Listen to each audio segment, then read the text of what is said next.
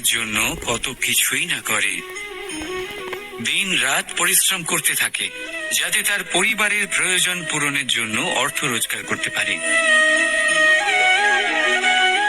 কিন্তু শুধু অর্থ রোজগার করাটাই কি যথেষ্ট?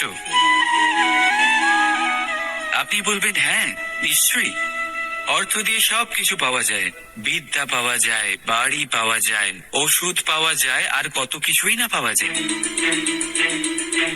এইসব একটা পর্যায় পর্যন্ত সঠিক, কিন্তু একটু মন দিয়ে ভেবে দেখুন, যখন কোনো শিশু অসুস্থ হয়ে পড়ে তখন সে ওই তিক্ত ওষুধ কেন খেয়ে নেয়?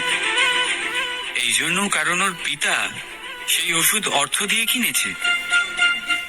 না, বরং এই জন্য কারণ তার পিতা যে তার সামনে দাঁড়িয়ে, তার ওপরে তার বিশ্বাস আছে। বিশ্বাস আছে যে উনি তার কিচ্ছু হতে দেবেন না। এই বিশ্বাস, এই সংস্কার, এই শিক্ষা কখনো অর্থ দিয়ে পাওয়া যায় না। এটা পাওয়া যায় সেই সময় থেকে যা মাতা পিতা তাদের সন্তানের সাথে কাটিয়েছেন। তাই জীবনে অর্থ অবশ্যই উপার্জন করুন, কিন্তু নিজের পরিবারকেও সময় দিন, আনন্দ পাবে। রাধা রাধা। কখনো কোনো পাখিকে দেখেছেন?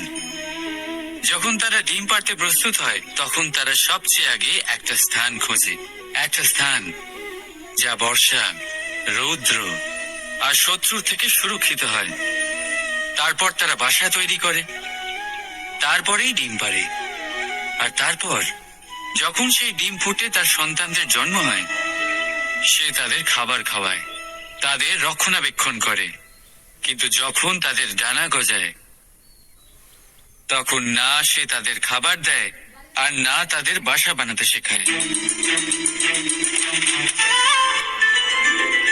শুধুমাত্র তাদের উড়তে শেখায় সে। তারপর সেই বাচ্চারা আকাশে উড়তে শিখে নিজেরাই নিজেদের খাবার জোগাড় করতে শিখে যায়, নিজেরাই নিজেদের বাসা বানাতে শিখে যায়। আর আমরা মানুষেরা কি করি? আমাদের সন্তান বড় হয়ে যাওয়া সত্ত্বেও তাদের নিয়ে সর্বদা দুশ্চিন্তা করি। তার জন্য আমরা গৃহ নির্মাণের চেষ্টা করি। নিজের সন্তানকে আরো শক্তিশালী করে গড়ে তোলার বদলে তাকে আমরা দুর্বল করে দিই। জীবনে সেটাই করুন যা একটা পাখি করে। নিজের সন্তানকে আকাশে ওড়ার শিক্ষা দিন, সংস্কার দিন, আর একটা নির্দিষ্ট সময়ের পরে তাকে নিজের আকাশ নির্ধারণ করতে মুক্ত করে দিন। রাধা রাধা। সাগরে সেতু বাঁধার গল্প তো আপনারা নিশ্চয়ই শুনে থাকবেন।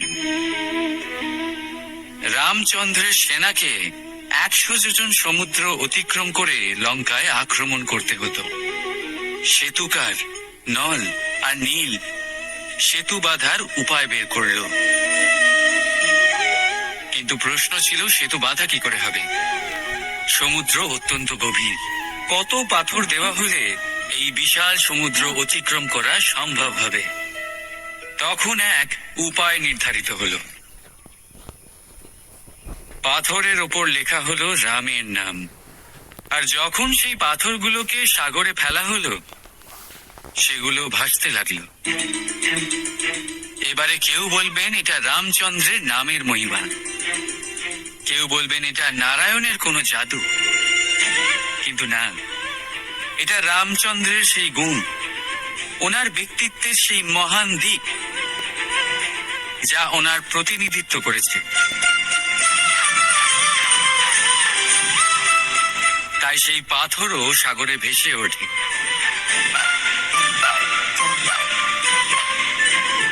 ঠিক সেইভাবেই যেখানে আমরা থাকি না সেখানে আমাদের গুণ আমাদের প্রতিনিধিত্ব করে।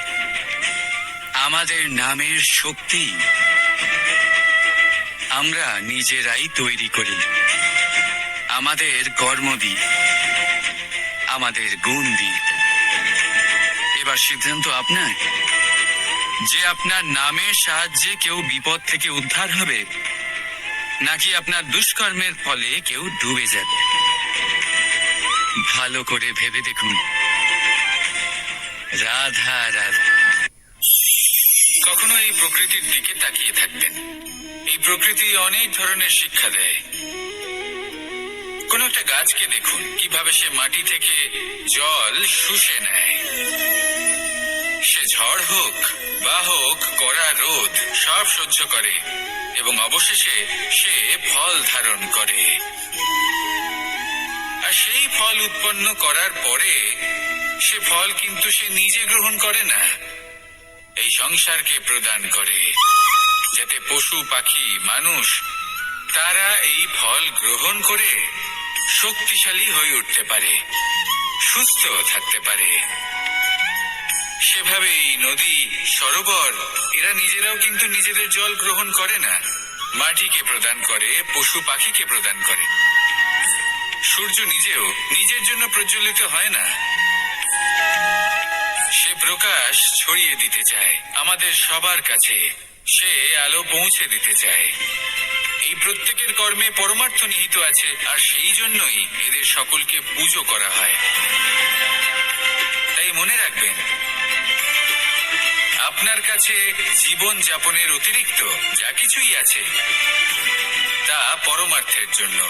তাহলে তার সদ্ব্যবহার করুন আর আমার সাথে ভালোবেসে বলুন রাধা রাধা।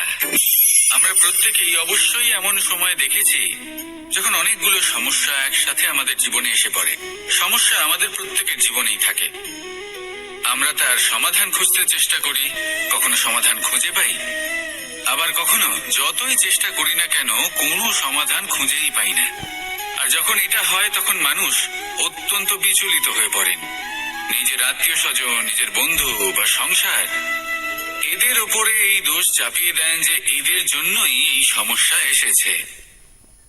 এবার যদি আমি আপনাকে কোনো পরামর্শ দিই তাহলে এটাই বলবো যে দৃষ্টিভঙ্গি পাল্টে দেখুন। এই দৃষ্টিভঙ্গি দিয়ে দেখুন যে এই সংসারে যে সমস্যায় আসুক না কেন তার জন্য কেউ দোষী নয়, না আপনি না অন্য কেউ।